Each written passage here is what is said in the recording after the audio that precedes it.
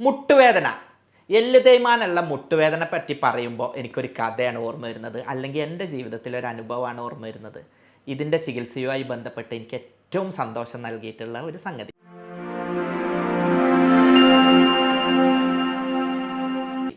Not നിരോധനം നടന്നിട്ടുള്ള വർഷമാണ്. അത് നടന്ന അതിൻ്റെ പീക്ക് സമയം. എനിക്ക് താരതമ്യേന കരിയറിൽ തന്നെ കുറച്ച് സമയം ഫ്രീ ആയിട്ട് കിട്ടിയ ഒരു സമയമായിരുന്നു അത്. കൊറോണ കാലത്തൊക്കെ ഞങ്ങൾക്ക് തിരക്ക് കൂടുക ചെയ്ത് ഹെവി സർവീസ് ആയിരുന്നു ഉണ്ടായിരുന്നത്. ആ നോട്ട് നിരോധന സമയത്ത് കുറച്ചൊന്ന് കയ്യും കാലമൊക്കെ നീട്ടിയിരിക്കാൻ പറ്റുന്നൊരവസരമായി.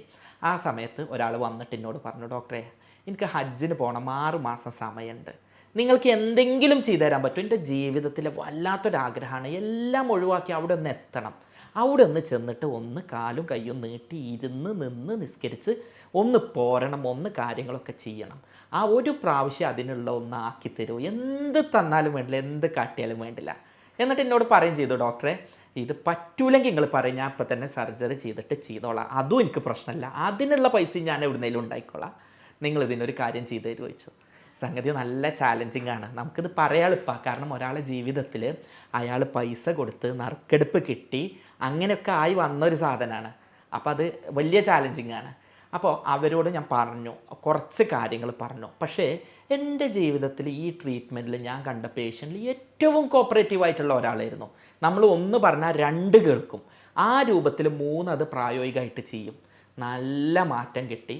അത്തരത്തിൽ മുട്ടുവേദന ഇല്ലാതെ സുന്ദരമായി കാര്യങ്ങൾ കൊണ്ടുപോകാൻ ഒരുപാട് സമയമായിട്ട് കഴിഞ്ഞു. ആ രോഗിൻ്റെ അനുഭവത്തിൽ നിന്നാണ് പിന്നീട് ഞാൻ ഓരോരുത്തരോടും മുട്ടുവേദന പറഞ്ഞത്. കാരണം ആ രോഗിയായിട്ട് പിന്നെ ഭയങ്കര ഒരു ഇൻറ്റിമസിയായി. അവരെ ഹജ്ജിന് പറഞ്ഞയക്കണം, ഇതിൻ്റെ കരിയറിൽ അല്ലെങ്കിൽ ഞാനൊരു ഡോക്ടറായിട്ട് ചെയ്യുന്ന വലിയൊരു പുണ്യപ്രവൃത്തിയാണെന്ന് കരുതിയിട്ടാണ് ഒരു രോഗിക്ക് സാധാരണ കൊടുക്കുന്നതിലും കൂടുതൽ സ്നേഹവും കെയറും ശാസനകളും ഉപദേശവും നിർദ്ദേശമൊക്കെ കൊടുത്തത്. ശരിക്കും അതിന്മേ ഈ പണി അങ്ങ് പഠിച്ചു. ഒരാളെ അവനാൻ്റെ ആളുകളായിട്ട് കണ്ട് അത് ചെയ്തതോടെ. ഇത് ഇന്ന് നിങ്ങളോടൊക്കെ പറയണത് എന്തിനറിയോ? നമുക്കും ഇതുപോലെ മാറ്റിയെടുത്ത് പ്രയാസങ്ങളില്ലാതെ നിന്ന് നിസ്കരിക്കാനും കസാല ഒഴിവാക്കി നിസ്കരിക്കാനും ഹജ്ജിനാണെങ്കിൽ ഹജ്ജിന് പോകാനും മല കയറാൻ പോകാനാണെങ്കിൽ അങ്ങനെ നമ്മളുടെ വാർദ്ധക്യകാലം സന്തോഷത്തോടെ മുട്ടുവേദന ഇല്ലാതെ തേയ്മാനത്തിൻ്റെ പ്രശ്നങ്ങളില്ലാതെ ആഘോഷിക്കാൻ പറ്റും. അതിന് വേണ്ട കാര്യങ്ങൾ കുറച്ച് നിർദ്ദേശങ്ങളും കുറച്ച് പഥ്യങ്ങളും കുറച്ച് എക്സർസൈസുമാണ്. ഇത് നിങ്ങളെല്ലാവർക്കും നിങ്ങളുടെ വീട്ടിലിരുന്ന് ചെയ്താൽ തന്നെ ശരിക്കും അത് പാലിച്ച് ഒരു പ്രശ്നമില്ലാതെ രോഗത്തിനെ മാറ്റിയെടുക്കാൻ പറ്റുമെന്ന് പറയാനാണ് ഇന്ന് വീഡിയോയുടെ മുന്നിൽ വന്നിട്ടുള്ളത്. അത്തരത്തിലുള്ള ടിപ്സും അത്തരത്തിലുള്ള എക്സസൈസും 10 കാര്യങ്ങളാക്കിയിട്ട് പറഞ്ഞുതരാം. ഇത് ചെയ്താൽ എല്ലാ തരത്തിലുള്ള തേയ്മാനത്തിൻ്റെ പ്രയാസങ്ങളെയും കുറച്ചെടുക്കാൻ കഴിയും. ആ കാര്യങ്ങൾ നമുക്കൊന്ന് ചർച്ച ചെയ്യാം. ഞാൻ doctor Basil Yusuf, doctor Basil's homeo hospital, Pandikkad, Malappuram ജില്ല. എല്ല് തേയ്മാനം എന്ന് പറഞ്ഞൊരു സാധനം ഉണ്ടോ? എല്ല് തേയോ മുട്ട് തേയോ നിങ്ങളുടെ അഭിപ്രായം എന്താ? ആ ഡോക്ടർ ഇങ്ങനെ പറഞ്ഞത്, ഈ ഡോക്ടർ ഇങ്ങനെ പറഞ്ഞു എന്ന് നമ്മളെടുത്ത് വരാറുണ്ട്.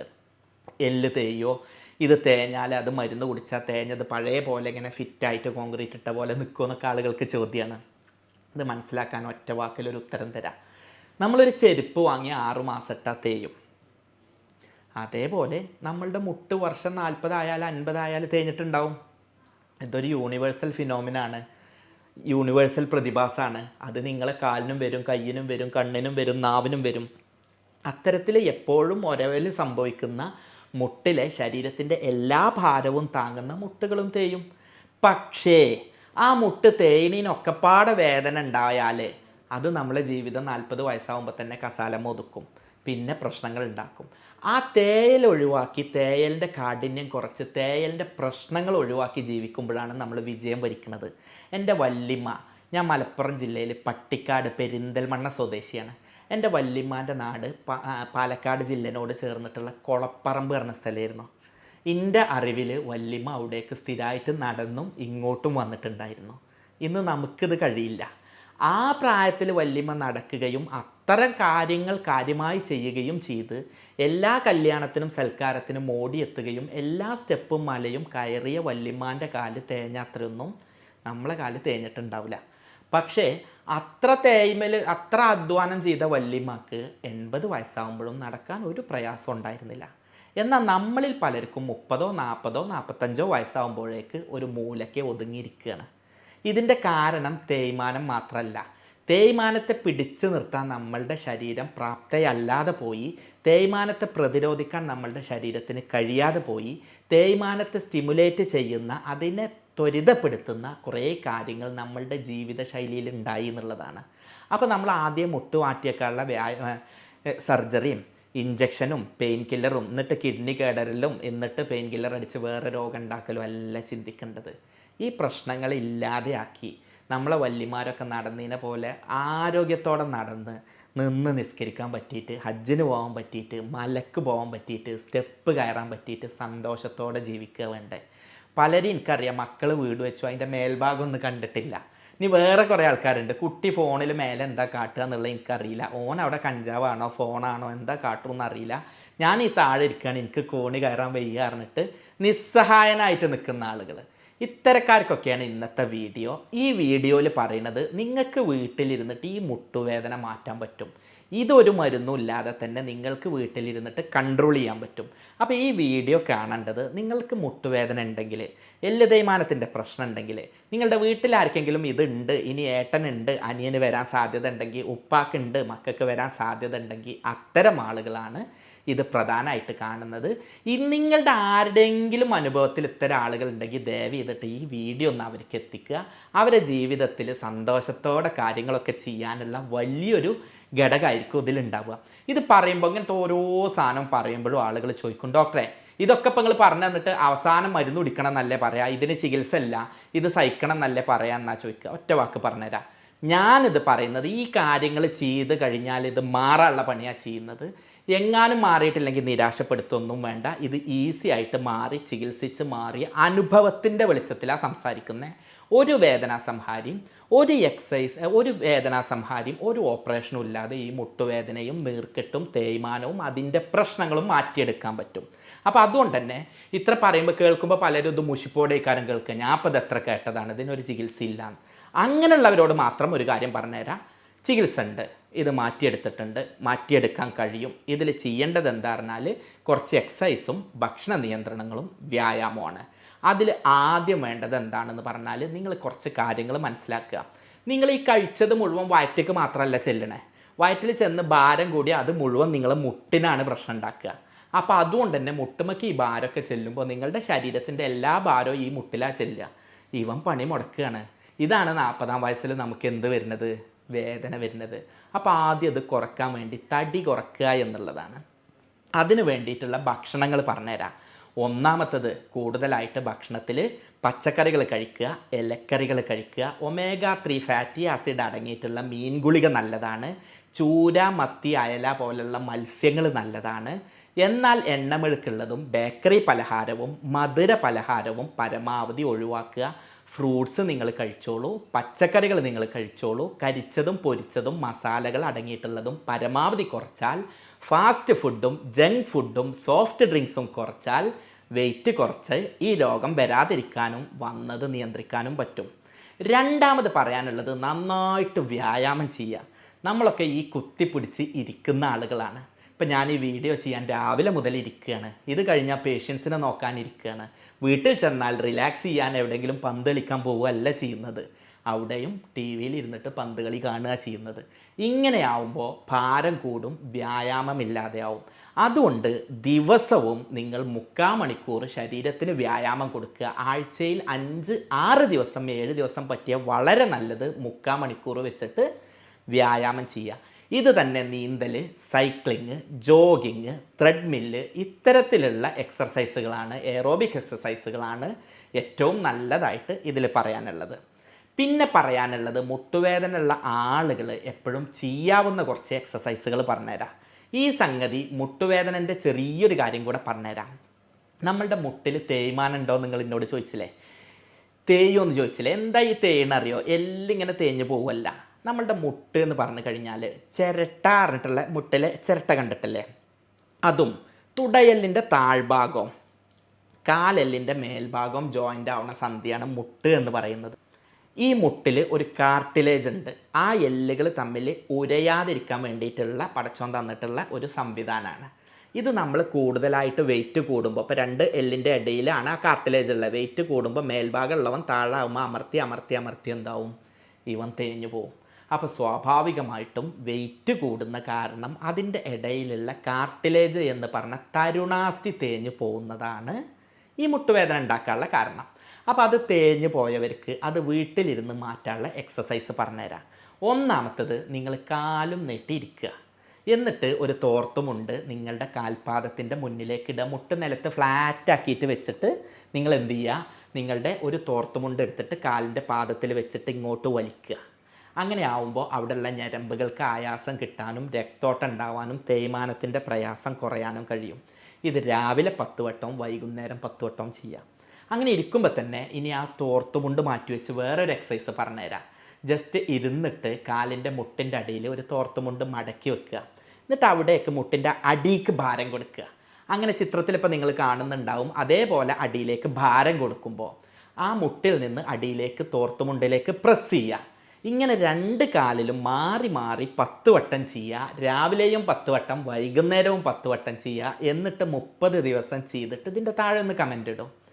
ഇതേപോലെ ചെയ്യാവുന്നതാണ് step up and step down.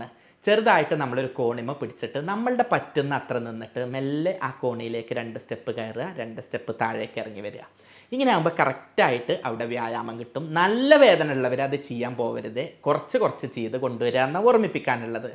പിന്നെ അതുപോലെ തന്നെ നിങ്ങളുടെ മുട്ടും കാല് കുറച്ചും കൂടെ റിലാക്സ് ആവാൻ വേണ്ടിയിട്ട് നിങ്ങളുടെ തള്ളവിരലിൽ നിന്നിട്ട് ഇങ്ങനെ പൊന്തി നിൽക്കുക.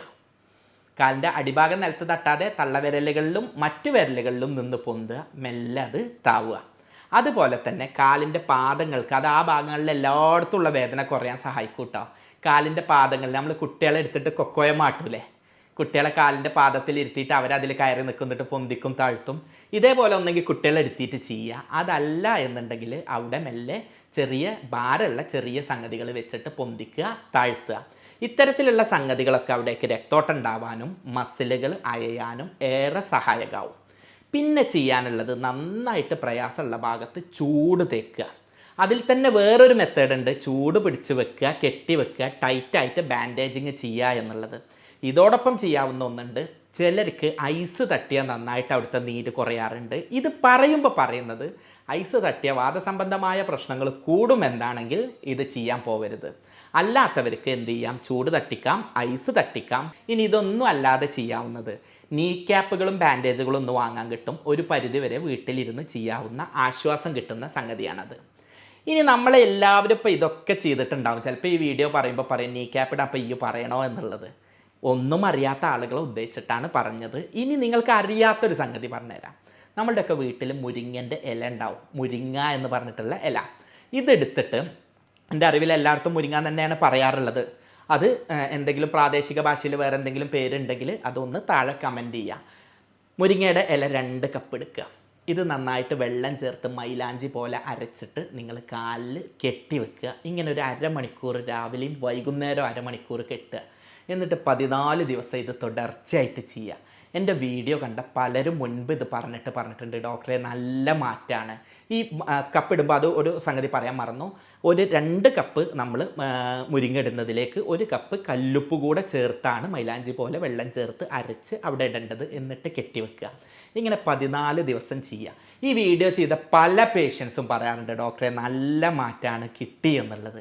അതിൻ്റെ അടിസ്ഥാനത്തിലാണ് നിങ്ങളോട് പറയുന്നത്. ഇത്തരത്തിലുള്ള സംഗതികൾ ചെയ്യുകയാണെങ്കിൽ വളരെ നല്ലതാണ്. ഇനി നിങ്ങൾക്ക് ഫിസിയോതെറാപ്പി ഉണ്ടെങ്കിൽ അത് നല്ല മെത്തേഡാണ്. ഫിസിയോതെറാപ്പി ആയിട്ട് ചെയ്താൽ തേയ്മാനത്തിൻ്റെ കുറേ പ്രശ്നങ്ങൾ തീർത്തിട്ട് ചെയ്യാൻ പറ്റും. ഇത്തരമൊക്കെ ചെയ്യുന്ന ആളുകൾ പലപ്പോഴും ചോദിക്കും ഡോക്ടറെ ചെയ്യാനുള്ളത് മുഴുവൻ ചെയ്തു, ഒഴിച്ചിൽ ചെയ്തു, തെറാപ്പി ചെയ്തു, ഇത് ചെയ്തു, വേദന സംഹാരി കുടിക്കല്ലാതെ ഒരു മാറ്റമില്ല എന്ന് പറയണവരോട് ഞാൻ പറയാറുണ്ട്.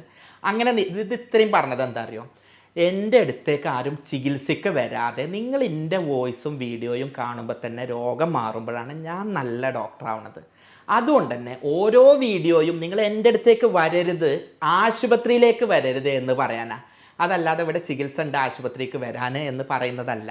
എന്നാൽ ഇങ്ങനെയൊക്കെ ചെയ്തിട്ടും നിരാശരായിട്ടുള്ള ഒരുപാട് പേരുണ്ട്. ഇതൊക്കെ പറയുമ്പോൾ അതിൻ്റെ താഴെ ഇതൊക്കെ ഞങ്ങൾ ചെയ്താ ഡോക്ടറെ, ഇതൊക്കെ കുറേ ആയതാണ് എന്ന് പറയാറുണ്ട്. അത്തരം ആളുകളോട് പറയണ്ടേ, അങ്ങനെ നിരാശപ്പെടണ്ട.